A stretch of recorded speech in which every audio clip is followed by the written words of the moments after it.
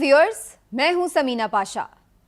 Viewers, आज इमरान खान ने एक बहुत ही अहम खिताब किया, खतरनाक खिताब किया। बिल्कुल जिसको कहते हैं ना कि जब कोई शेर मगरमच्छ के मुंह से बच के बाहर आ जाए और फिर वो अपनी एक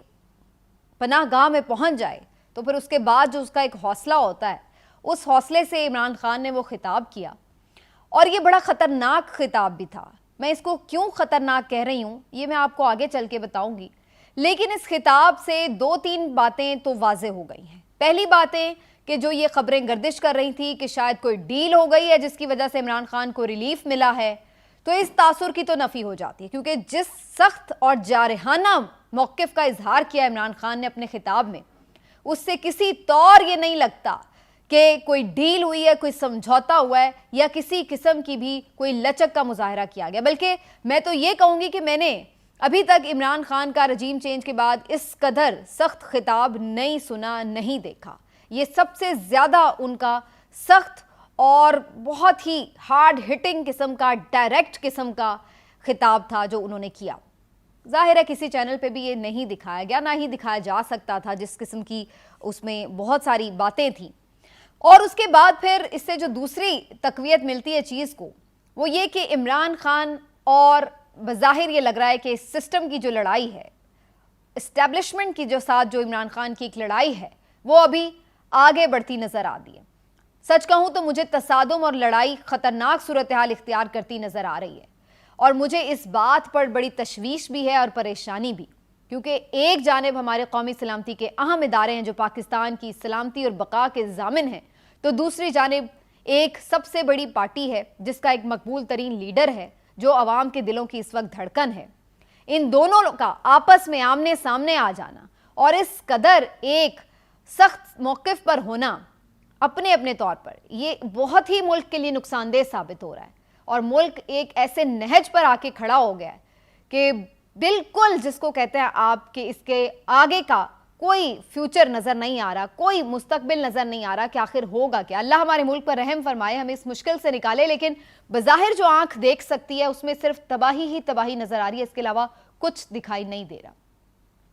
इमरान खान साहब ने जो खिताब किया उसमें दो तीन अहम बातें हैं। पहली बात तो ये कि उन्होंने ये जो तमाम तोड़ फोड़ हुई, जिस तरह से मुजाहिरीन दाखिल हुए कोर कमांडर हाउस में, जिना हाउस में और ये GHQ में, और जिस तरह से ये तोड़ फोड़ के मुख्तलिफ वाक़यात हमने देखे, तो उन्होंने वो सारी चीज़ें ना सिर्फ ये कि उनकी मजम्मत की और ये कहा कि वो कभी भी अपने तमाम फॉलोअर्स को इसकी तरफ राग़िब नहीं करते, उनकी पूरी पॉलिटिक्स ऐसी नहीं है कि कहाँ पे उन्होंने तशद्दुद का कहा हो। उन्होंने कहा कि वो पहले भी बहुत सारे मुश्किल मराहिल देख चुके हैं, हत्ता कि उनके ऊपर हमला भी किया गया, ज़िंदगी जा सकती थी उनकी, गोलियां लगी उन्हें, इक़्तिदार से वो निकाले गए, उनके घर पर भी हमला हुआ, उनके ऊपर 20 केसेस हैं, बहुत से वाक़यात हो चुके हैं। लेकिन इसके बावजूद भी कभी उन्होंने अपने वोटर सपोर्टर को इस बात पे माइल नहीं किया कि वो तोड़ फोड़ या पुरतशद्दुद किस्म का एहतजाज करें। वो बाहर निकलते ज़रूर हैं, एहतजाज करते हैं, लेकिन हमेशा पुरअमन रहने की अपील करते हैं। तो अगर उस वक्त ऐसा नहीं हुआ कि जब गोलियां मार दी गईं, उस वक्त कोई कोर कमांडर हाउस में दाखिल नहीं हुआ, उस वक्त कोई अहम फौजी तनसीबात की तरफ नहीं गया, तो फिर अब ऐसा वो क्यों किसी को कहते और क्यों कोई उनका फॉलोअर उस तरफ जाता। उसके बाद इमरान खान साहब ने उसके ऊपर अपने खदशे का इजहार किया कि उन्हें महसूस ये होता है कि मुल्क की सबसे बड़ी जमात को मुल्क के सबसे अहम इदारे के साथ लड़ाने के लिए कोई साजिशी एलिमेंट हैं जो जानबूझकर इस तरफ गए, जिससे ये तासुर मिले कि जनाब PTI और PTI के वोटर सपोर्टर अपनी लीडरशिप के हुक्म पर इन तनसीबात पर हमलावर हुए हैं, इन हसास जगहों पर गए हैं। तो इमरान खान साहब को इस बात का खदशा है कि ये जानबूझकर साजिश के तहत हुआ है। और तीसरा इसका ऑप्शन ये हो सकता है कि अगर ये मुजाहिरीन अपने तौर पर भी गए हैं, तो चूंकि ये एक लीडरलेस क्राउड था, इसको रोकने टोकने वाला कोई नहीं था, तो इस वजह से ये लोगों की जो मर्जी आई, जो उनको उस वक्त समझ में आया, उन्होंने किया। लेकिन उसको किसी भी तौर सराहा नहीं जा सकता, बल्कि उसके ऊपर ना सिर्फ ये कि तकलीफ है, दुख है, बल्कि शर्म भी आती है कि हम कैसे आपस में दस्तो गिरबा हो रहे हैं। तो इमरान खान साहब ने बड़े क्लैरिटी से इसके ऊपर अपना मौक़िफ़ दिया है। और उसके बाद फिर उन्होंने जो बातें की है वो बड़ी ख़तरनाक है। उन्होंने DGISPR को भी मुखातिब किया और उनसे कहा कि आपने मुझे दोगला कहा, जबकि आपको मालूम होना चाहिए कि दोगले कौन होते हैं, जो कभी अंदर बात कुछ करते हैं और बाहर कुछ करते हैं। और फिर उन्होंने मियाँ साहब के हवाले से, जरदारी साहब के हवाले से ये बातें की کہ جو آج آپ کے بہت ہم نوالا ہم پیالہ بنے ہوئے ہیں، یہ دوگلاپن کرتے تھے کہ یہاں پر آپ کے سامنے آپ کے ساتھ تو بیٹھے ہوئے تھے لیکن باہر جا کر باتیں کرتے تھے. زرداری صاحب کہتے تھے امریکہ کو کہ ہمیں آرمی سے بچا لو. میاں نواز شریف نریندر مودی کو بتاتے تھے کہ یہ بہت سارے انتشار کی وجہ جو ہے وہ پاکستان میں فوج ہے. تو یہ ڈان لیکس بھی ہوئیں. تو یہ سب چیزیں کن لوگوں کے ساتھ ہوئیں؟ تو عمران خان صاحب نے اپنا نیریٹو دیا کہ دوگلے وہ نہیں ہیں فوج کے معاملے پر، بلکہ دوگلے یہ سیاستدان ہیں جو کہ آج بڑے فوج کے حمایتی بنے ہوئے ہیں. اور پھر اس کے بعد انہوں نے یہ بھی بات کی کہ وہ کبھی نہیں چاہتے ہیں کہ ملک جو ہے وہ اس دوراہے پر آئے جہاں پر انتشار ہو، کیونکہ وہ تو ملک میں الیکشن چاہتے ہیں. اور پھر ساتھ ہی ساتھ ان کی طرف سے جو الفاظ استعمال کیے گئے یہ نیریٹو بیان کرتے ہوئے وہ بڑے سخت قسم کے تھے. اور انہوں نے کہا کہ وہ شخص ہیں کہ جو ہمیشہ پاکستان کو ریپرزینٹ کرتے رہے ہیں، جس نے پاکستان کا نام روشن کیا ہے. تو آپ ان کے اوپر ڈائریکٹلی آ کر اس طرح کے الزامات لگا رہے ہیں. اور اگر ان کی زندگی پر اٹیک کیا گیا ہے تو وہ کسی کو نامزد کریں تو وہ پوری فوج کو نہیں کچھ کہہ رہے، وہ صرف ایک بندے کا نام لے رہے ہیں، اس کی فیئر انویسٹیگیشن مانگ رہے ہیں. اور اس کے علاوہ وہ کوئی بات یہ نہیں کہہ رہے کہ پوری فوج غلط ہے یا پوری فوج کو کوئی مورد الزام نہیں وہ ٹھہرا رہے، بلکہ وہ کہتے ہیں فوج میری ہے اور ملک میرا ہے. اب یہ ساری چیز اپنی جگہ موجود ہے عمران خان صاحب کا یہ موقف، لیکن بظاہر یہ نظر آ رہا ہے کہ ایک رفٹ ہے اس وقت اسٹیبلشمنٹ اور عمران خان صاحب کے درمیان جو سارٹ آؤٹ نہیں ہو پا رہی ہے، جو پچھلے 1 سال سے چل رہی ہے. اور اسی رفٹ کی وجہ سے ہمیں نظر آ رہا ہے کہ ملک جو ہے وہ کہاں پر آ کے کھڑا ہو گیا ہے کہ جہاں پر عوام بھی ڈیوائیڈڈ ہے، جوڈیشری بھی ڈیوائیڈڈ ہے، سسٹم بھی ڈیوائیڈڈ ہے، پورا سسٹم کولیپس کر رہا ہے اور اس سے باہر نکلنے کا کوئی راستہ فی الحال دکھائی نہیں دے رہا. دوسری جانب ہم دیکھ رہے ہیں کہ عمران خان صاحب نے اپنے خطاب میں جو تیسرا اہم نکتہ تھا وہ یہ بھی کہ القادر ٹرسٹ کے حوالے سے انہوں نے بتایا کہ جس کیس میں انہیں گرفتار کیا گیا اس کی کیا حیثیت ہے. یہ بالکل اسی طرح ایک ٹرسٹ بنایا گیا جیسے نمل یونیورسٹی ہو، جیسے کینسر ہاسپٹل ہو،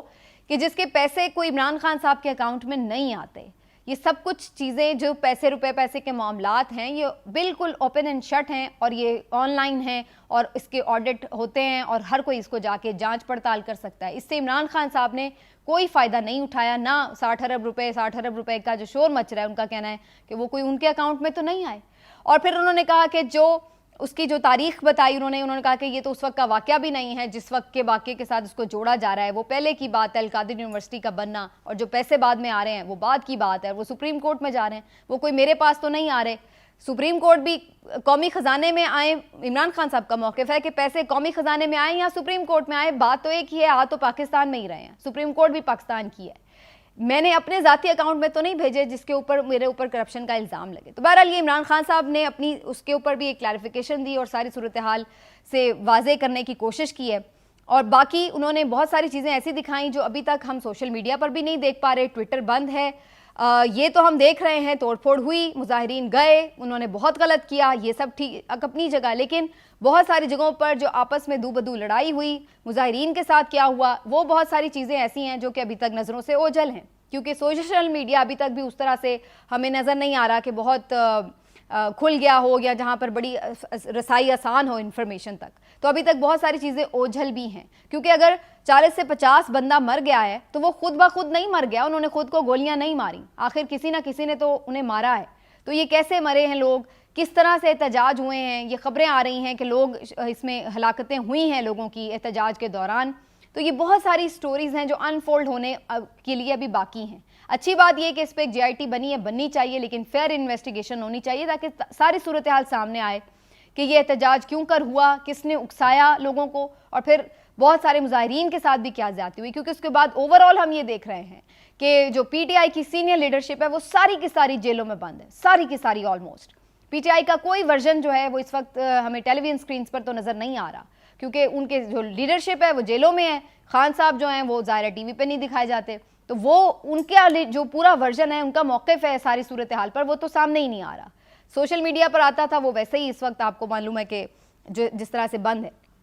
تو یہ ساری سچویشن ہے. دوسری طرف آرمی چیف نے بھی آج پشاور ہیڈ کوارٹر کا دورہ کیا، وہاں پر انہوں نے جا کر بڑی اہم باتیں کی اور انہوں نے کہا کہ جن لوگوں نے یہ مقدس جو ہے ہمارے لیے بہت ہی تقدس کی جگہ ہیں، جو فوجی تنصیبات ہیں، یادگار شہداء ہیں، ان کی جا کے بے حرمتی کی ہے، یہ کسی طور قابل قبول نہیں، اور ان لوگوں کو نشان عبرت بنایا جائے گا، ان کے خلاف کارروائیاں ہوں گی، بہت سارے لوگوں کے خلاف کارروائیاں شروع بھی ہو چکی ہیں۔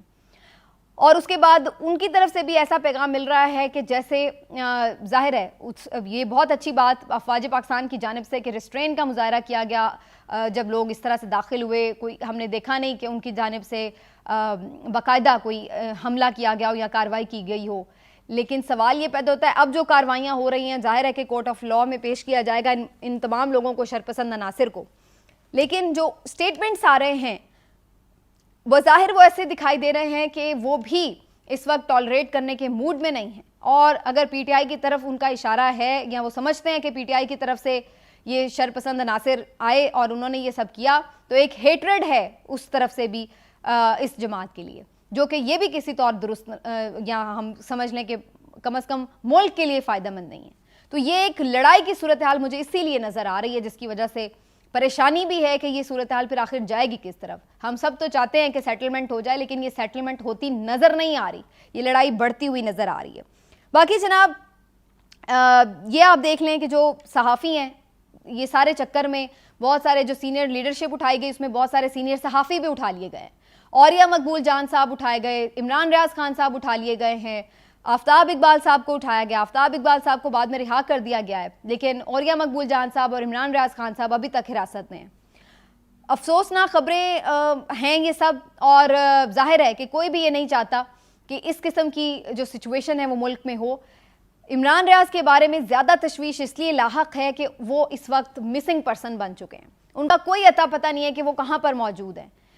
پولیس نے آج عدالت میں یہ بتایا کہ جناب ہم نے تو انہیں رہا کر دیا ہے، لیکن وہ اپنے گھر بھی نہیں پہنچے، کسی کے ساتھ رابطے میں بھی نہیں ہیں، تو پھر وہ کہاں گئے؟ اگر وہ یہاں سے نکل چکے، پولیس کی کسٹڈی سے جا چکے، تو پھر وہ کہاں ہیں؟ اس بات کا کوئی نہیں جانتا، کسی کے پاس جواب نہیں ہے۔ اور جب عدالت انہیں یہ کہتی ہے کہ آپ وہ فوٹیج لے کے آئیں کہ جب آپ رہا کر رہے تھے، تاکہ پتہ چلے کہ آپ نے واقعی رہا کیا یا نہیں اور وہ کس طرف کو گئے، اس سے آپ فالو کریں، تو پھر بھی اس چیز کی فوٹیج بھی دستیاب نہیں ہو سکی۔ اب پیر کو اس کی سماعت ہوگی تو پتہ چلے گا آگے کیسے معاملہ بڑھتا ہے۔